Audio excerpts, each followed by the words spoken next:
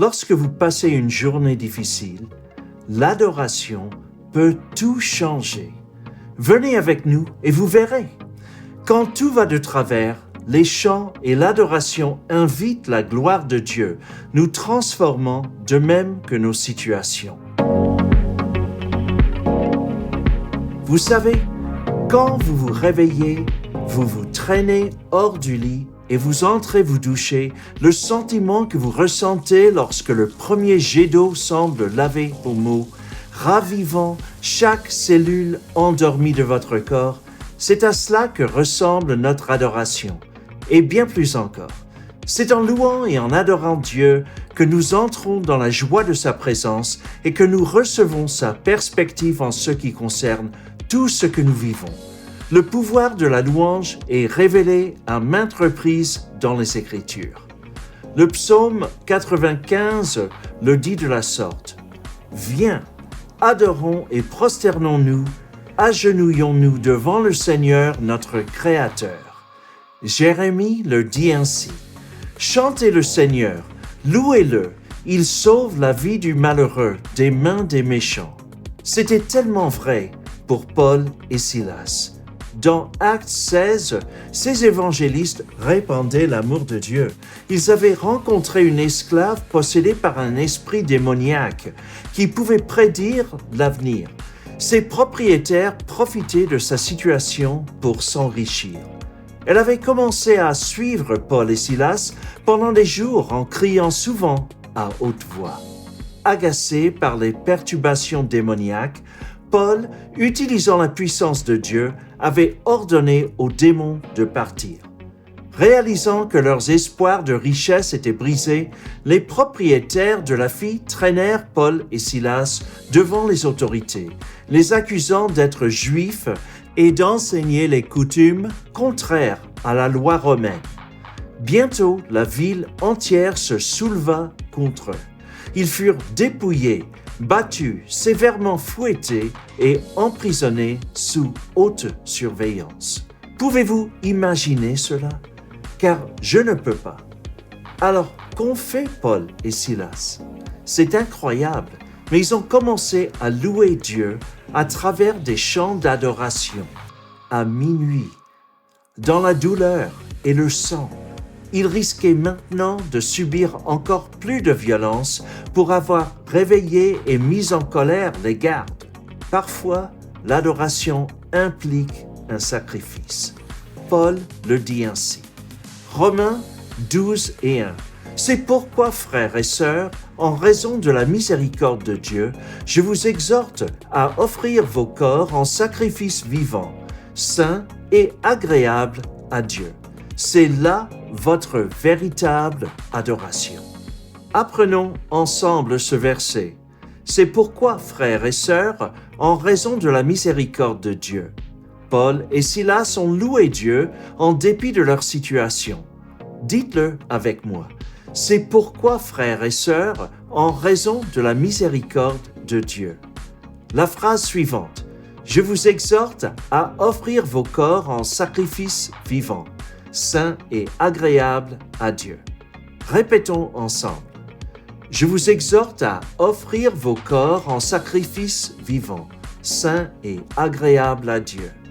Adorer signifie offrir tout ce que nous sommes à Dieu. C'est là votre véritable adoration. Et avec moi, c'est là votre véritable adoration. Excellent. Par leur louange, Paul et Silas ont offert à Dieu leur corps brisé. Leur chant annonçait hardiment le Christ aux autres prisonniers ainsi qu'aux gardes. L'adoration exige de la gratitude, particulièrement au milieu de l'adversité. Nos louanges et notre adoration personnelle nous rappellent que, quoi qu'il arrive, Dieu peut nous tirer des pires épreuves. Cet acte d'adoration est une sorte d'échange de nos problèmes contre la lumière de sa présence. Psaume 89, verset 15 dit « Heureux ceux qui connaissent le son joyeux de l'adoration, car ils marchent dans la lumière de ta présence, Seigneur. » Apprenons aussi ce verset. « Heureux ceux qui connaissent le son joyeux de l'adoration. Quand nous adorons, nous trouvons la joie parce que Dieu se montre. Encore une fois, heureux ceux qui connaissent le son joyeux de l'adoration. C'est en fait un son joyeux. La partie suivante du verset dit « Car il marche dans la lumière de ta présence, Seigneur. » Lorsque nous l'adorons, il éclairera notre chemin, même dans nos heures les plus sombres. Car il marche dans la lumière de ta présence, Seigneur. L'adoration peut pousser le ciel à agir, à redresser les torts et à réparer les injustices. Paul et Silas n'ont pas eu à attendre bien longtemps. Un violent tremblement de terre a secoué la prison. Ses portes se sont ouvertes et les chaînes qui retenaient les prisonniers sont tombées. C'était surnaturel. Le gardien de la prison, craignant que tous les prisonniers se soient échappés, était sur le point de se suicider, jusqu'à ce que Paul et Silas interviennent en lui disant que tous les prisonniers étaient encore là. Le geôlier tremblant voulait savoir ce qu'il devait faire pour être sauvé. Ce n'était que le début. Dieu allait maintenant retourner la situation contre les accusateurs de Paul et Silas. Le geôlier a ensuite amené les deux évangélistes à sa maison. Il les a nourris et a lavé leurs plaies. Puis, ils l'ont baptisé, ainsi que toute sa famille. Après cela, Paul et Silas sont retournés en prison. Les autorités ont décidé que les deux hommes devaient être libérés. Mais les deux disciples ont refusé en disant qu'ils avaient été battus publiquement sans procès alors qu'ils étaient citoyens romains. Ils ont exigé que les autorités viennent les escorter, ce qu'elles ont fait. Les autorités ont dû venir apaiser les disciples. Elles étaient perturbées par la réalisation qu'elles avaient enfreint la loi en brutalisant ces citoyens romains. Dieu a complètement rendu justice à Paul et Silas. Revoyons à présent nos versets une dernière fois. Romains 12 et 1. C'est pourquoi, frères et sœurs, en raison de la miséricorde de Dieu, je vous exhorte à offrir vos corps en sacrifice vivant, saint et agréable à Dieu. C'est là votre véritable adoration. Psaume 89 et 15. Heureux ceux qui connaissent le son joyeux de l'adoration, car ils marchent dans la lumière de ta présence, Seigneur.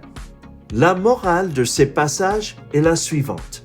Quoi que vous traversiez, louez Dieu au milieu de l'épreuve. Il peut transformer les choses pour vous. Dieu est un faiseur de miracles. Père céleste, si quelqu'un regardant cette vidéo se trouve dans une situation désespérée, révèle-toi à lui. Mets une chanson dans son cœur. Change sa situation, Seigneur. Apporte-lui tout ce dont il a besoin.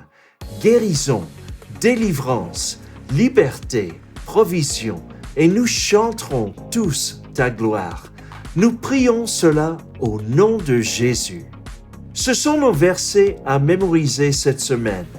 Maintenant, allez avec Dieu et adorez-le pendant que vous continuez à apprendre les Écritures par cœur.